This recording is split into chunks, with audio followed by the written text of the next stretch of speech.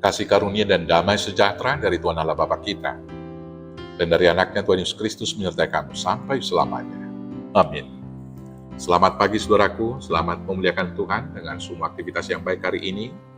Dipandu firman-Nya dari Yakobus 3 ayat 18. Tapi saya akan bacakan mulai dari ayat 13 sampai dengan ayat 18, demikian firman Tuhan.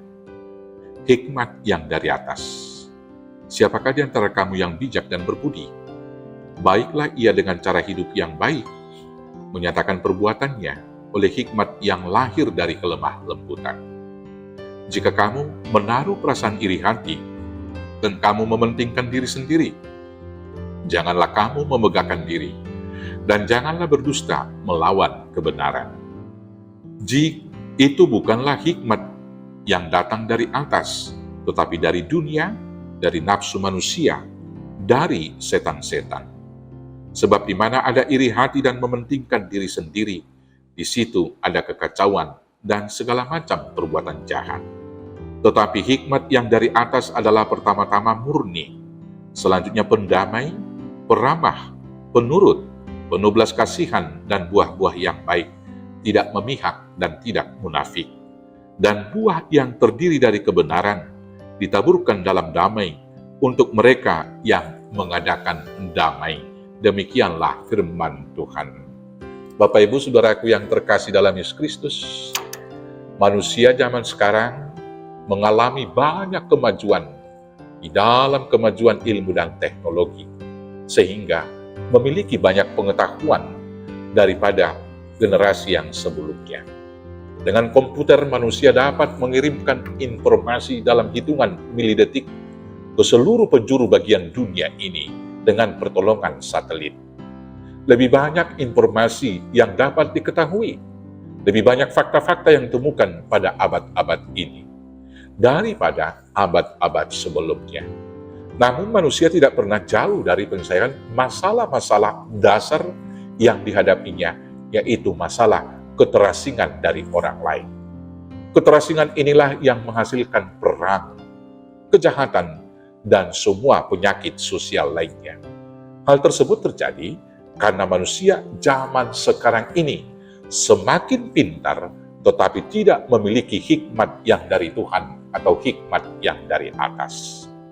Alkitab mengatakan ada dua jenis hikmat di dunia ini. Yang pertama, yaitu hikmat yang diberikan oleh Tuhan menurut pikiran Kristus, yang memandang hidup dalam konteks kekekalan.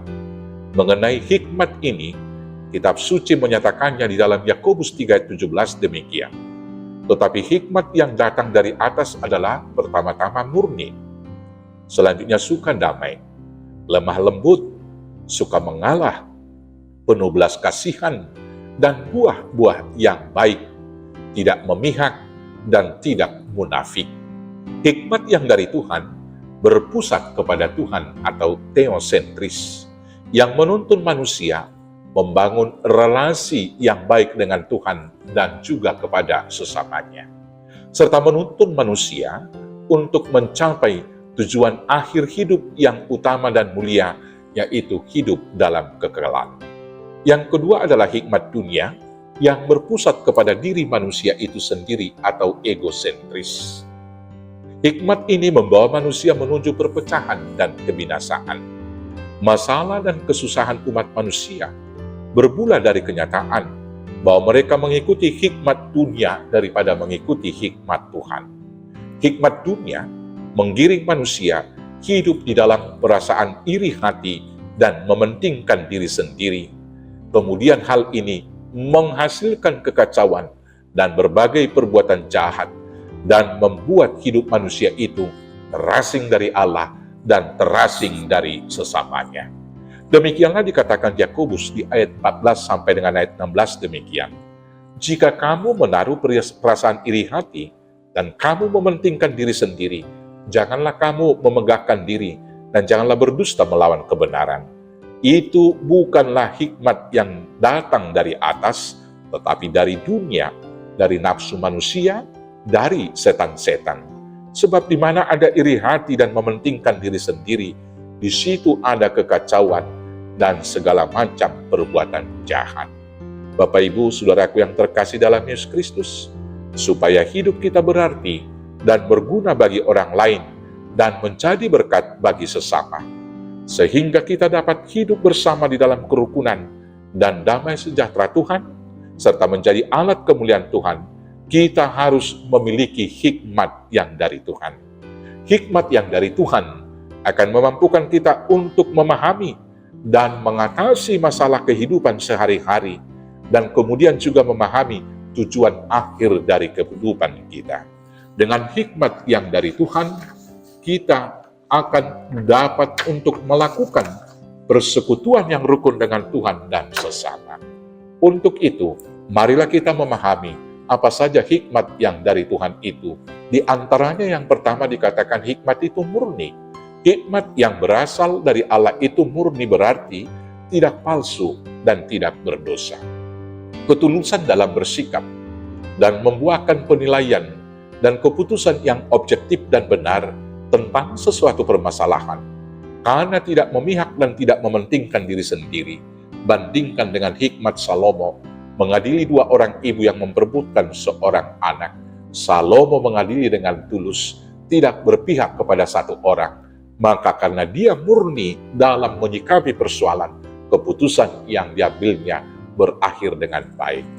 Hikmat yang dari Tuhan itu yang menjadi pedoman hidup kita sehari-hari. Yang kedua adalah suka damai.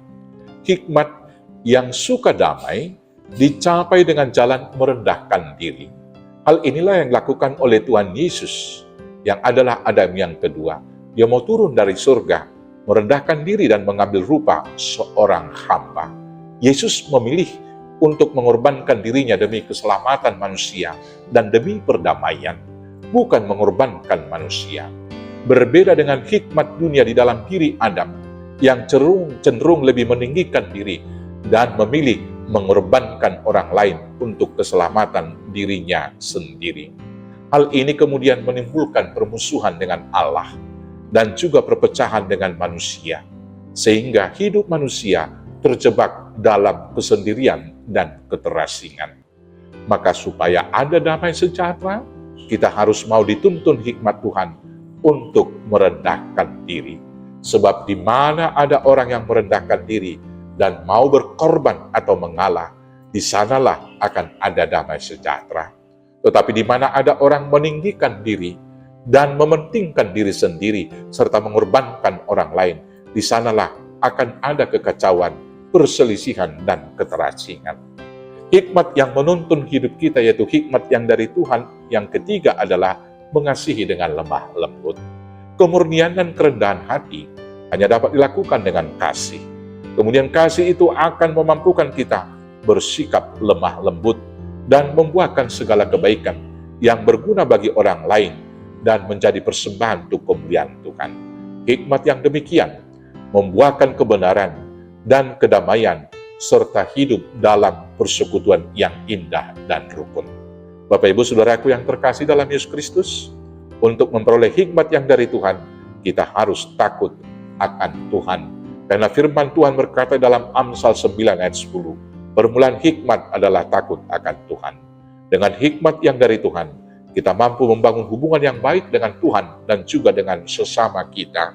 Sehingga kita boleh hidup di dalam damai sejahtera dan menjauhkan kita dari keterasingan. Selamat hidup dipimpin oleh hikmat Tuhan. Selamat hidup di dalam persekutuan yang rukun dengan Tuhan dan sesama. Tuhan Yesus memberkati. Amin. Kita bersatu dalam doa. Terima kasih Bapa atas hikmat yang Tuhan beri kepada kami, sehingga kami boleh berhikmat untuk menjalani dan menyikapi kehidupan ini, supaya kami dapat membangun hubungan yang baik dengan Tuhan dan sesama kami, sehingga kami dijauhkan dari keterasingan. Kuatkan, mampukan kami melakukannya, hanya dengan pertolongan Yesus Kristus Tuhan Juru Selamat kami yang hidup. Amin. Selamat hidup dibimbing hikmat Tuhan. Selamat hidup dalam damai sejahtera persekutuan dengan Tuhan dan sesama. Tuhan Yesus memberkati. Horas, horas, horas.